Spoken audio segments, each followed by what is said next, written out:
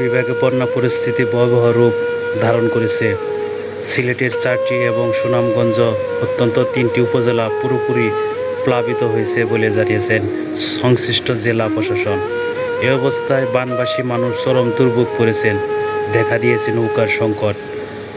সংশ্লিষ্টরা জানান, বন্যার পানিতে সিলেটের কোম্পানিগঞ্জ, গোয়াইনঘাট, জৈন্তুনপুর ও কানাইঘাট উপজেলা পুরোপুরি প্লাবিত হয়েছে। পানি প্রবেশ করেছে নগরীর নিচু এলাকায়ও। এছাড়া সুনামগঞ্জের ছাতক, দুয়ারা বাজার ও সুনামগঞ্জ সদর উপজেলার বিভিন্ন গ্রাম বন্যায় পুরোপুরি প্লাবিত। এসব উপজেলার সদরে রীতিমতো নৌকা চলাচল করছে। লোকজন ছুটছে আশ্রয় কেন্দ্রের সন্ধানে। জেলা সদরের সঙ্গে এসব উপজেলার যোগাযোগ বিচ্ছিন্ন রয়েছে। হে আল্লাহ, সিলেটের বন্যায় কবলিত মানুষদের আপনি হেফাজত করুন। ভয়াবহ বন্যায় সিলেট সুনামগঞ্জ সড়ক তলিয়ে গেছে। সারা দেশের সঙ্গে সুনামগঞ্জের যোগাযোগ বিচ্ছিন্ন হয়ে পড়েছে। জেলার প্রতিটি উপজেলায় কম বেশি প্লাবিত হয়েছে। নৌকার অভাবে অনেকে ঘর ছেড়ে নিরাপদ যেতে পারছে না।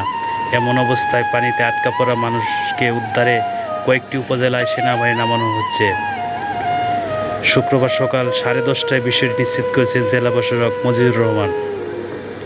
সিলেট নগরী সহ 5 উপজেলায় প্রায় 5 লাখ মানুষ পানিবন্দী হয়ে পড়েছেন। 250 বেশি শিক্ষা প্রতিষ্ঠানে পাঠদান বন্ধ করে দেওয়া হয়েছে। বন্ধ রয়েছে বিদ্যুৎ সরবরাহ। কোম্পানিগঞ্জ, গোয়াইনঘাট উপজেলার বেশিরভাগ এলাকায় শুক্রবার পানিতে তলিয়ে গেছে। জৈন্তুনপুর ও কানাইঘাট উপজেলায় বিস্তীর্ণ এলাকা পানিবন্দী। সিলেট সদর, দক্ষিণ সুরমা, জকিগঞ্জ ও বিশ্বনাথ উপজেলায় পানি বাড়ছে। নগরীর অনেক এলাকা এখন পানির নিচে। সিলেট পানি উন্নয়ন বোর্ড নির্বাহী প্রকৌশলী আসিফ আহমেদ জানান, শুক্রবার সকাল 9টায় সুরমা নদীর কারাইঘাট পয়েন্টে পানি বিপদসীমার 1.8 সেন্টিমিটার এবং সিলেট পয়েন্টে 25 সেন্টিমিটার উপর দিয়ে প্রবাহিত হয়েছে।